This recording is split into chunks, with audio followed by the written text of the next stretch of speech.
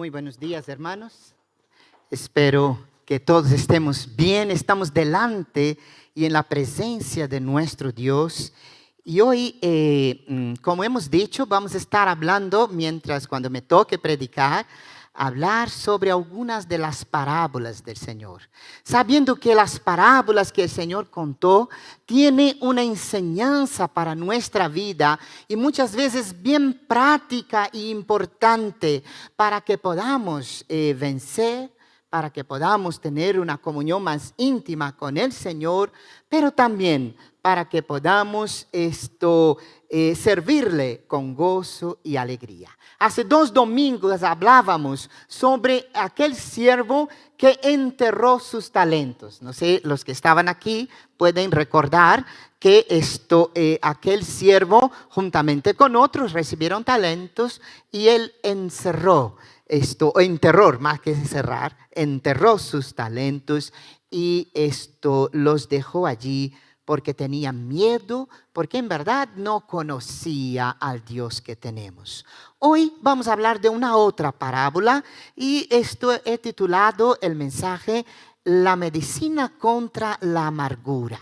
Y vamos a ver de qué parábola se trata, pero yo quisiera que pensáramos primero en esto, porque la amargura es una enfermedad del alma. Y es una enfermedad mucho más frecuente de lo que pensamos. Y muchas veces hay tendencia a amargarse por algo y estar y vivir una vida realmente donde uno jamás puede disfrutar ni de las pequeñas cosas, ni tampoco de las grandes. Quisiera recordar que es tan frecuente la amargura que muchas veces aquellos, por ejemplo, que tienen carácter fuerte, que no tienen pelos en la lengua, como decimos, y que hablan todo lo que nace de su corazón, no se dan cuenta que a veces son un instrumento de amargura para otros. Y en vez de bendecir, están amargando al otro día tras día tras día y después no sabe por qué eso ha pasado. Pero aquellos que somos muy retraídos, y digo somos porque también así normalmente soy yo, y que guardamos siempre las cosas y que ponemos ahí en un cajón, parece que queremos olvidar y que no es así porque ese cajón se llena y va pesando y va pesando y va pesando, tiende muchas veces a amargarse. Y llega un momento que están controlados por la amargura. Ahora, el Señor en esta parábola nos va a dar verdaderamente el antídoto, el remedio para estar libre de esta amargura, porque un corazón amargurado es un corazón triste, es un corazón prisionero, es un corazón infectado y que infecta a todos los demás. Así que vamos a meditar en esta palabra de Dios que se encuentra en Mateo 18, 21 a 31. Pero antes quisiera recordar lo que nos dice en la diapositiva anterior, lo que nos dice un gran escritor, C.S. Lewis. Él va a decir así: ser cristiano significa perdonar lo inexcusable en otros, porque Dios perdonó lo inexcusable en ti. Ser cristiano significa perdonar lo inexcusable en otros, porque Dios perdonó lo inexcusable en ti. Mateo capítulo 18, versículos 21 a 35, el Señor Jesús está enseñando y va a enseñar esta parábola tan conocida de nosotros. Dice: entonces se le acercó Pedro y le dijo: ¿cuántas veces perdonaré a mi hermano que peque contra mí? ¿Hasta 7? Jesús le dijo: no te digo que hasta 7, sino aún hasta 70 veces 7. Por lo cual el reino de los cielos es semejante a un rey que quiso hacer cuentas con sus siervos. Y comenzando a hacer cuentas, le fue presentado uno que le debía 10,000 talentos. A como no pudo pagar, ordenó su señor venderle y a su mujer e hijos y todo lo que tenía para que se le pagase la deuda. Entonces aquel siervo postrado le suplicaba diciendo: Señor, ten paciencia conmigo y yo te lo pagaré todo. Y el señor de aquel siervo, movido a misericordia, le soltó y le perdonó la deuda. Pero saliendo aquel siervo, halló a uno de sus consiervos que le debía 100 denarios. Y haciendo de él, le ahogaba diciendo: págame todo lo que me debes. Entonces su consiervo, postrándose a sus pies, le rogaba diciendo: ten paciencia conmigo y yo te lo pagaré todo. Mas él no quiso, sino fue y le echó en la cárcel hasta que pagase la deuda. Viendo sus consiervos lo que pasaba, se entristecieron mucho y fueron y refirieron a su señor todo lo que había pasado. Entonces, llamándole su señor, le dijo: siervo malvado, toda aquella deuda te perdoné porque me rogaste. ¿No debías tú también tener misericordia de tu consiervo como yo tuve misericordia de ti? Entonces su señor, enojado, le entregó a los verdugos hasta que pagase todo lo que le debía. Así también mi Padre Celestial hará con vosotros si no perdonáis de todo corazón a cada uno, a su hermano sus ofensas. Vamos a pensar un poquito en esta parábola que, aunque es tan conocida, no deja de tener enseñanzas tan preciosas. El Señor Jesús, en su contexto, Él estaba enseñando sobre el cuidado que cada uno de nosotros debemos tener con nuestros hermanos, sea nuestro hermano aquí próximo, ¿no? Hasta consanguíneo, o nuestros hermanos en el cuerpo de Cristo. Y Él está dando una serie de enseñanzas sobre el tema, el cuidado que debemos de tener con nuestros hermanos más pequeños, cómo enseñarles, cómo corregirles con amor, no siendo para ellos piedra de tropiezo. Mostrando el amor y la importancia que tiene para Dios cada individuo que parte en busca de Él, en el cual Él también parte en búsqueda como oveja que está perdida. Él está enseñando sobre el amor, sobre el cuidado. Y es en esta enseñanza que Pedro siempre echado para adelante, ¿no? Pedro llega y le dice: bueno, Señor, ¿cuántas veces debemos perdonar? Y Pedro fue muy benigno, porque Pedro quiso, y en su mente se le vino a la mente, pues 7 veces, el número perfecto. Quizás la cantidad perfecta, el tiempo perfecto que tú puedas aguantar y soportar a alguien o perdonarla después de haber hecho tantas cosas. Y él va y pregunta en Mateo 18, 21 a 22, el texto que tenemos ahí, ¿cuántas veces perdonaré a mi hermano que peque contra mí? ¿Hasta 7?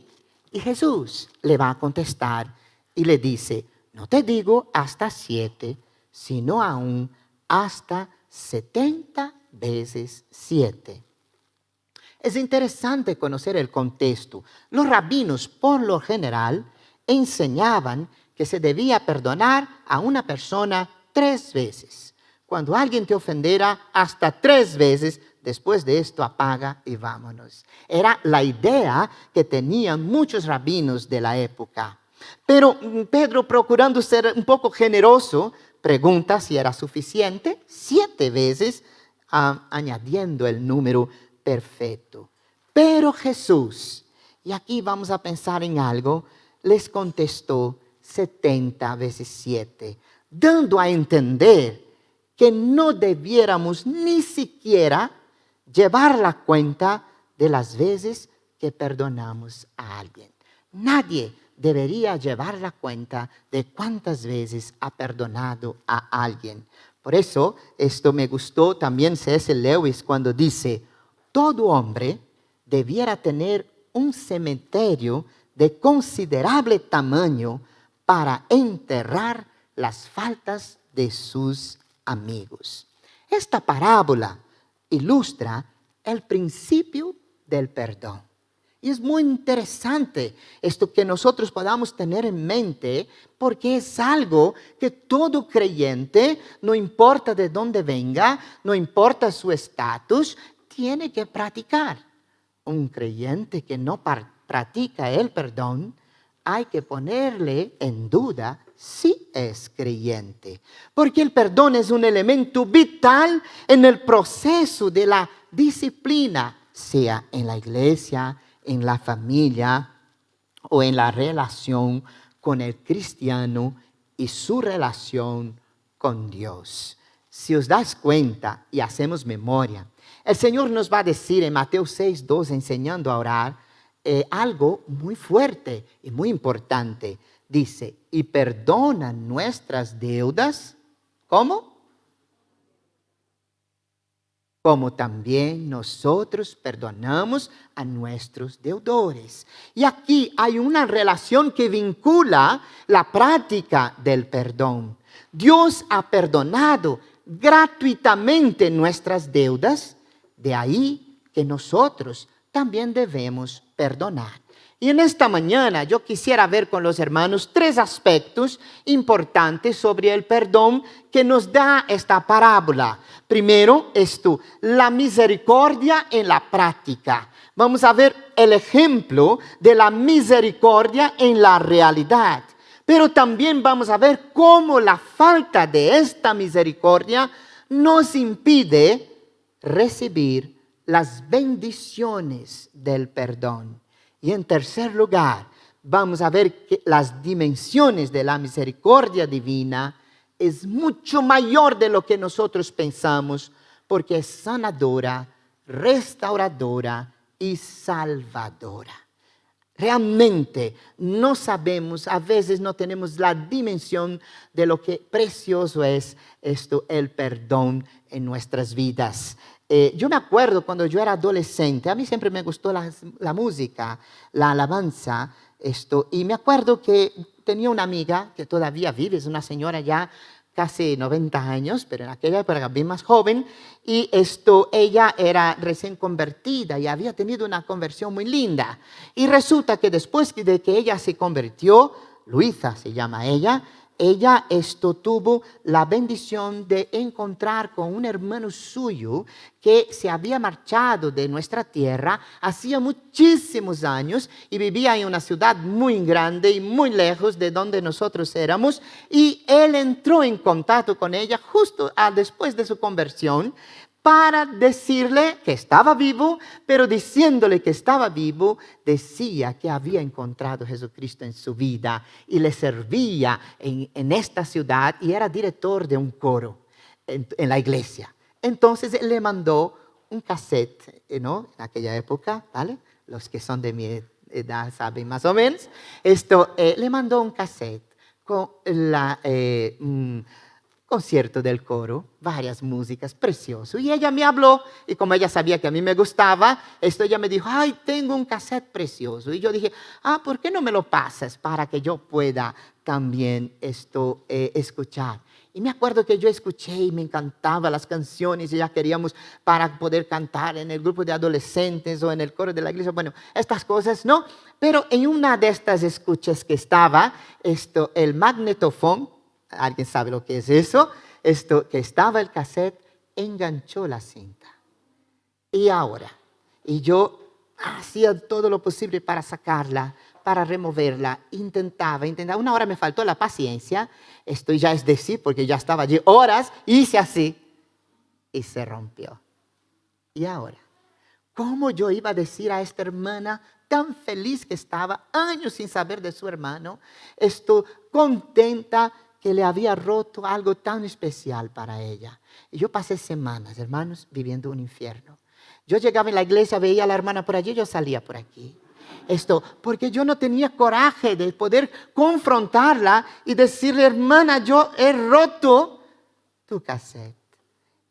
Hasta que un día el Señor habló a mi vida, porque yo ya estaba angustiado y dijo, pero vete y dile la verdad.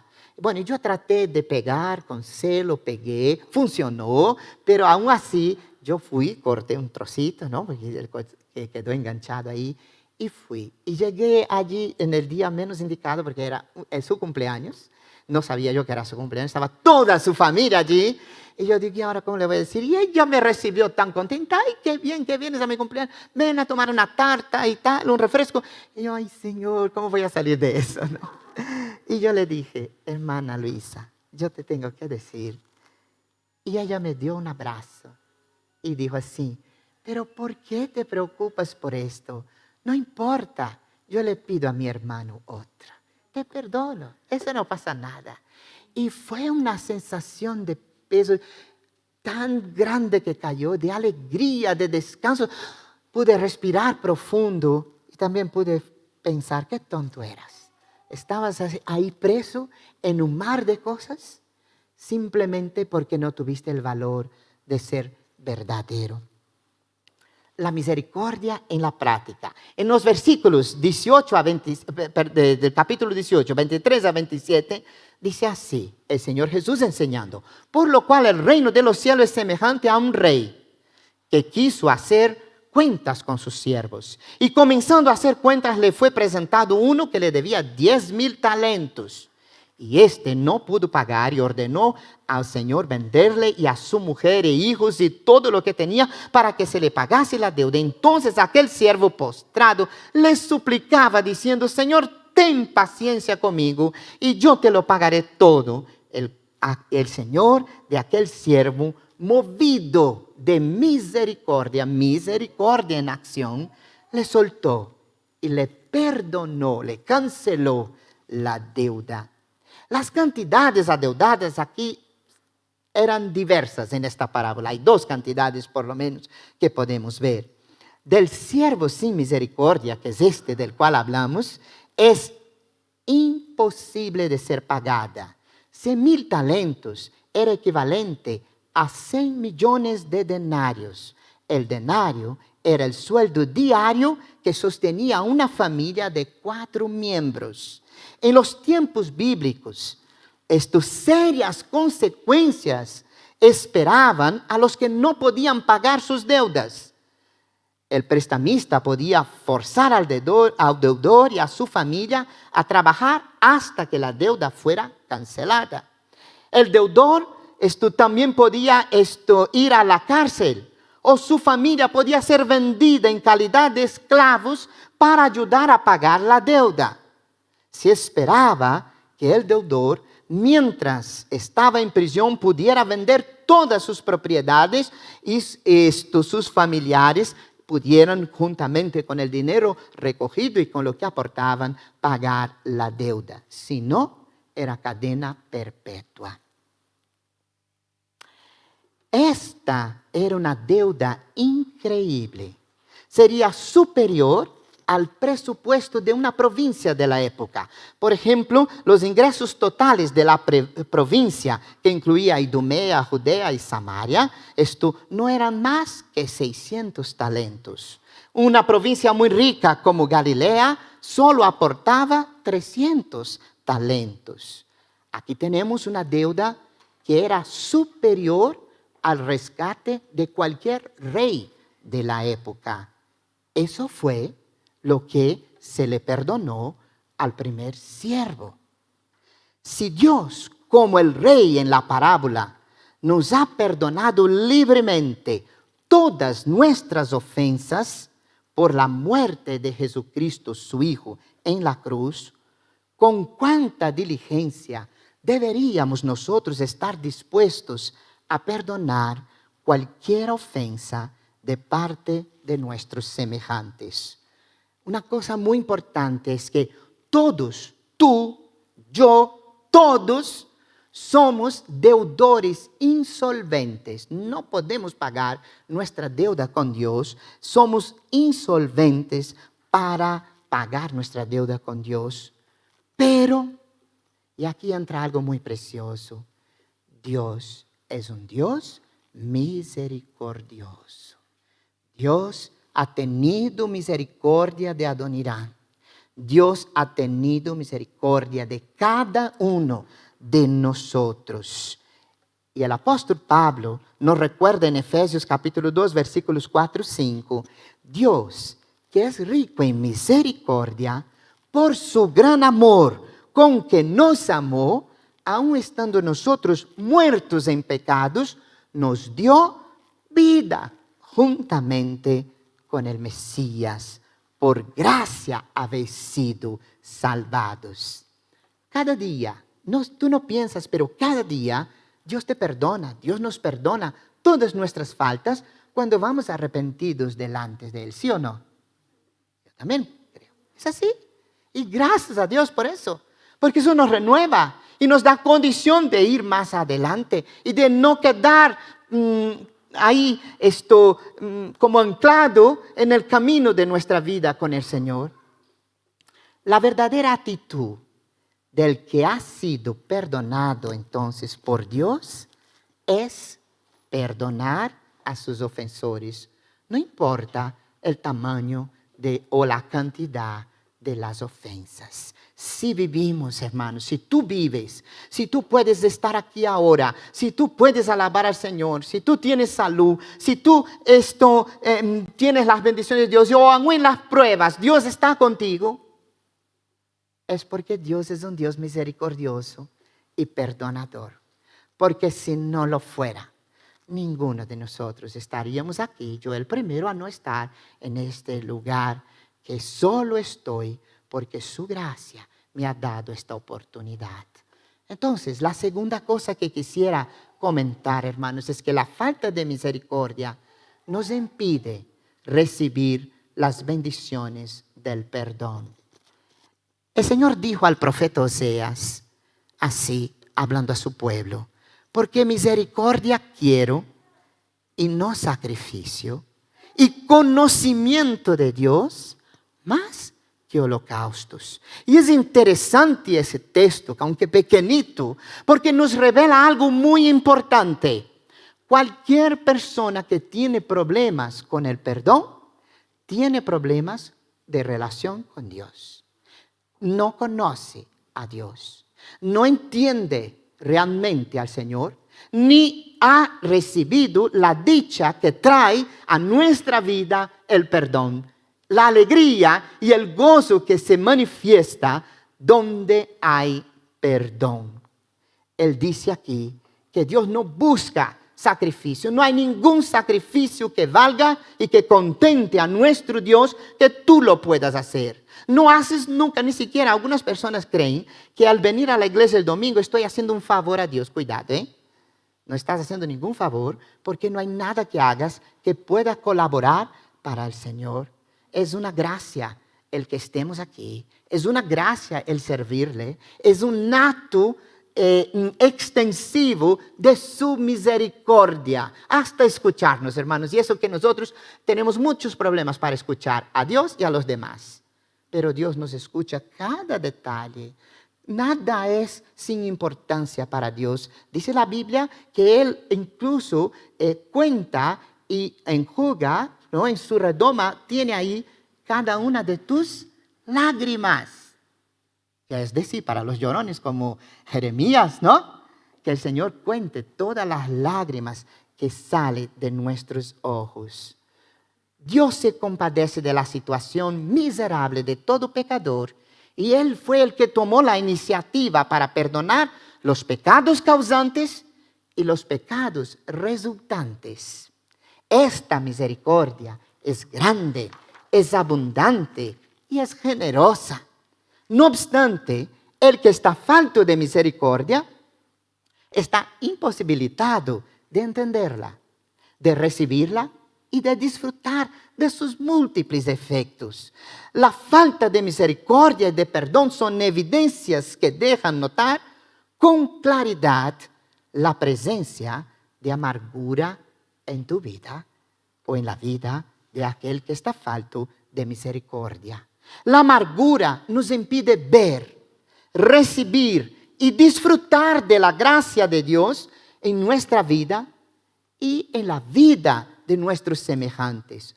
Ella contamina, ella destruye a uno mismo y a todos los que me cercan o que están cerca de mí. Así pasó en la vida de este deudor que no tuvo amor, sensibilidad y gratitud a la hora de perdonar. Dice la Biblia, hermanos, en Proverbios 17:22, y voy a leer en una versión más popular, dice: corazón contento mejora la salud, espíritu abatido seca los huesos.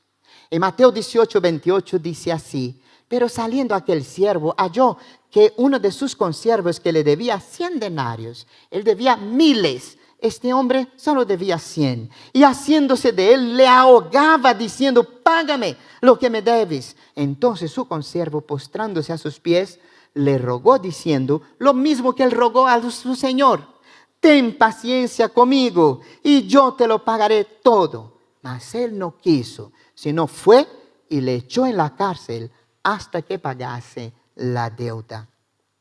¿Por qué?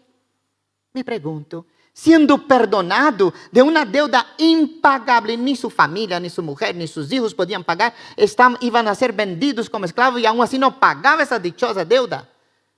Siendo perdonado, no tuvo ni siquiera gozo y alegría. Estaba saliendo de su perdón y no podía disfrutar el perdón, sino que lo único que hizo fue meter a su compañero en la cárcel porque su amargura no le podía, le privaba. ¿Y cuántos creyentes a veces están viviendo esto? Donde la amargura le priva de ser feliz. Yo me acuerdo de mi cuñado cuando se convirtió. Mi cuñado era un hombre muy serio con Dios, católico, practicante, monaguillo. Y cuando él se convirtió, él decía: si solo hay una cosa que no entiendo aquí en la iglesia. ¿Por qué los cristianos no están saltando en estos bancos como ovejas, de alegría, de gozo, de que son perdonados, de que tienen el cielo, de que tienen la vida eterna, de que tienen a Dios en todos los momentos, aún en el momento de dolor, aún cuando te mueres? No estás solo. Dígase Esteban, cuando le apedreaban, que vio al Señor en su trono y al Hijo de Dios diciendo: ven, no estás solo. Pero la amargura te hace ser ácido. Muchas veces te lleva a vivir lamentándose de todo y nunca dando valor a lo que Dios ya te ha dado hasta aquí. La falta de misericordia es grave. Y sabes que, hermanos, pedir perdón o otorgar el perdón, esto no es legalismo ni una táctica intimadora. Dios no está intimando a nadie. Afirma, por el contrario, lo serio del perdón, responsable, y demuestra cómo la misericordia o la inmisericordia, la no misericordia, cierra los canales de comunicación y de santificación entre Dios y su pueblo. Es una de las mayores enfermedades espirituales para que no tengas una vida abundante, por la cual Jesús vino a pagar con su vida para que tú la tuvieras. Y no es culpa de Dios si nuestra vida no es abundante. Y abundancia no es solo dinero, no es solo euros, ¿sí? Tú puedes tener muchos euros y estar enfermo de amargura, completamente en el pozo podrido. Y puedes que no tengas nada. Pero si tienes al Señor, estás pleno de gozo, aunque tengas que descubrir qué es lo que vas a comer a mediodía. Tercer aspecto y último, las dimensiones de la misericordia divina es algo sanador, es algo salvador. Alguien dijo una vez, y se oyó en una reunión: nunca he perdonado a nadie. Y eso es un silencio en el público.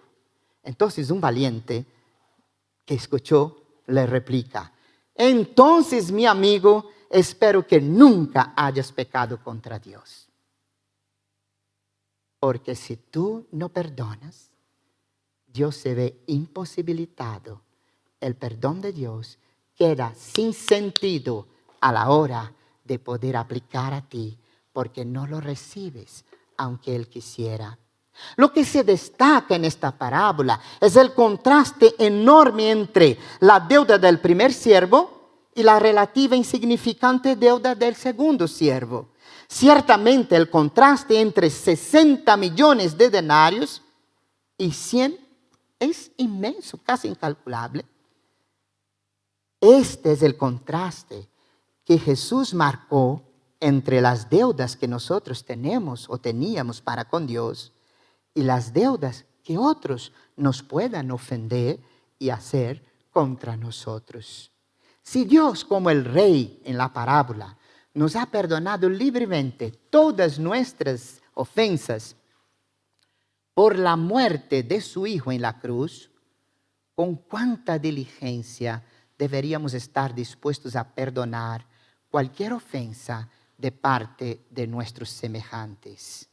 La indisposición de perdonar a otros indica que no hemos comprendido la gracia de Dios ni la naturaleza de su reino. Pero también indica todavía más, pues es una clara evidencia de que no hemos experimentado el nuevo nacimiento, ni tampoco la dicha del perdón en nuestras vidas. Y hermanos, hay mucha gente religiosa en medio del pueblo de Dios. Pero Dios no quiere religiosos. Y Dios ha pagado un alto precio para el perdón, para que uno pueda recibir la dicha del perdón y no una pesadez de una vida religiosa en medio a ritos y cosas así. Dice el texto en Mateo 18, 32 a 34. Entonces, llamándole su Señor, le dijo: siervo malvado, toda aquella deuda te perdoné porque me rogaste. ¿No debías tú también tener misericordia de tu consiervo como yo tuve misericordia de ti? Entonces su señor, enojado, le entregó a los verdugos hasta que pagase todo lo que debía. Quizás quisiera destacar aquí que el que no perdona es un siervo malvado. Y eso sí que deberíamos aplicar a nuestras vidas y buscar en nosotros mismos si no estamos siendo malvados frente a lo que fuera, porque nada de lo que alguien haga contra mí va a poder justificar lo que yo hice contra mi Dios. Son 60 millones contra 100 denarios. Es interesante pensar en ello. Perdonar es un deber moral y es un compromiso ineludible hacia el otro. No tienes justificativa delante de Dios para no hacerlo. No es una opción. Las consecuencias de no perdonar nos expone a muchas cosas, pero lo peor de todo es que nos expone al severo juicio de nuestro Dios. Es imprescindible perdonar para ser perdonado. El que no esté dispuesto a perdonar a sus semejantes no puede esperar de que Dios le perdone a él. Y quisiera concluir entonces un texto que quizás nunca has pensado en él, un versículo, pero que es tan duro. Dice en Santiago capítulo 2, versículo 13, porque juicio sin misericordia se hará con aquel que no hiciere misericordia. Pero ahora dice, y la misericordia triunfa sobre el juicio. Qué interesante, ¿no? Todos nosotros buscamos justicia. En este mundo es así. Aquí nosotros los españoles somos así, ¿no? Mis derechos. Y vamos a por ella a muerte, ¿sí o no? No estoy diciendo nada que no sea así, ¿verdad? Pero la Biblia dice que la justicia no es todo. Porque si Dios hiciera justicia con nosotros, ¿dónde estaríamos hoy? En el infierno. En el infierno. De cabeza. Aquí no había claro bonita que saliera de esto. Pero fue la misericordia de Dios que nos dio el cielo. Qué bonito, ¿no? La misericordia triunfa sobre la justicia. Nada que los hombres puedan hacernos se puede comparar ni remotamente con lo que nosotros hemos hecho a Dios.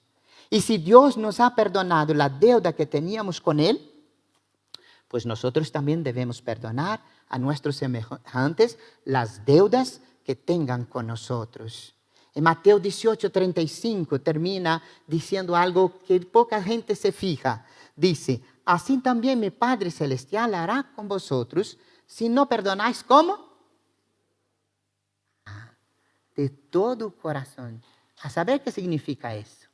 Perdonar de todo corazón, cada uno a sus hermanos y sus ofensas. La convivencia, en la convivencia comunitaria, muchas veces hay roces.